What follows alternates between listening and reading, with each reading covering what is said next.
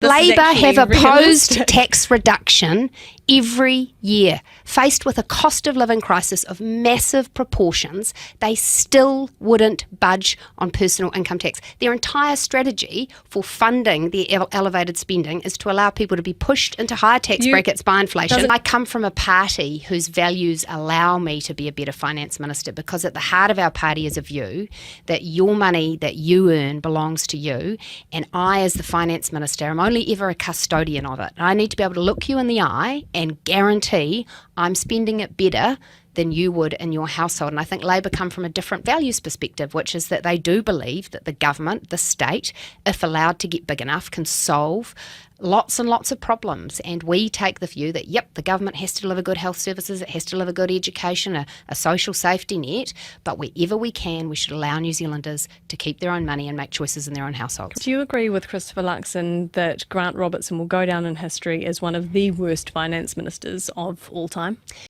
Yes, he has overseen spending blowout after spending blowout. He's overseen a 3-year-long cost of living crisis. He's crushed New Zealanders with effectively higher tax rates. He's allowed debt to balloon to more than $100 billion, and he's broken just about every spending commitment he's ever made. We are concerned when we look at the books, not only that inflation is set to persist for longer, but that interest rates will have to remain higher to deal with that, that there is projected bigger deficits, that surplus has been delayed, and that debt is ballooning a lot higher. So all of that means that we will need to put together an alternative fiscal plan that is very careful and that ensures New Zealand can get back on a path to debt reduction and can look after our books. We do continue to have pretty bad workforce shortages in our hospitals, in our schools, on our farms. There was pent-up need for those shortages to be filled. I think the government kept the borders closed too long in terms of not letting immigrants in when business was crying out for them. So you are seeing a pent-up effect. I think you always have to keep a careful watch on immigration to make sure that it's serving New Zealand's interests. Those New Zealanders are going to be cumulatively a lot better off if they have a government that is looking after the government books, that is taxing them more fairly, that is spending more fairly, that is making wiser investment decisions. We'll also make sure that we're making contributions to their KiwiSaver funds and that they are in a good position in their retirement. The best way to grow incomes, the main way to grow incomes and to make people better off in their retirement is to grow the productive basis of our economy so that we are paying people more. Richer economies over the ditch, Australia, they pay people a lot more.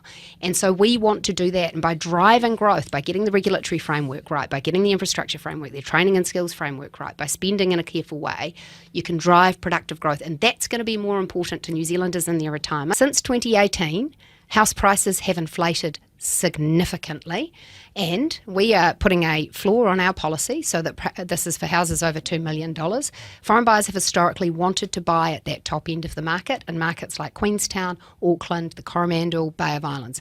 We are confident that we will be able to sell high-value luxury homes to foreign buyers. Economists sometimes say there's going to be a recession, some say that there's not, some have a view on a policy, some have completely the opposite view. Do I stand by the assumptions that we've made in our policy, the economic modelling that we have done?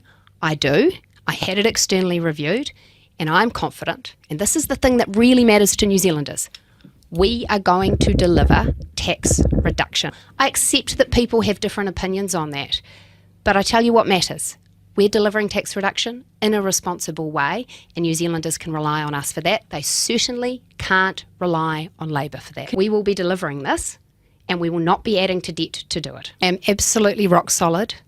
We will be delivering our income tax reduction plan, and we will be doing it without a dollar of borrowing. I stand by our costings, I stand by our forecasts, and I think it would be a resignation offence if I didn't deliver tax reduction.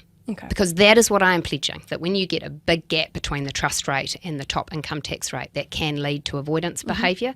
So we're concerned that those two rates need to be aligned. Okay. I would always serve at the Prime Minister's pleasure, and I know that that's about doing what's right for New Zealand. It's not about me or my job title or my status.